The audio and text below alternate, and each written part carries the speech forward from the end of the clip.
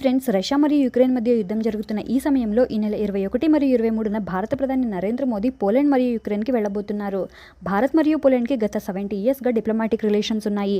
1940లో second world war టైంలో Poland నుంచి వచ్చిన 6,000 మంది ఆడవాళ్లు మరియు పిల్లలకు భారత్లోని జామ్నగర్ మరియు కొల్లాపూర్ రాజులు ఆశ్రయం ఇచ్చారు.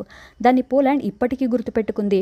2 years back Russia Ukraine war జరుగుతున్న టైంలో యుక్రెయిన్ నుండి భారతీయులను తిరిగి భారత్కు సేఫ్గా తీసుకొచ్చే ఆపరేషన్ గంగా మిషన్లో అక్కడ బార్డర్లో ఉన్న పోలాండ్ భారత్కు చాలా సహాయం చేసింది.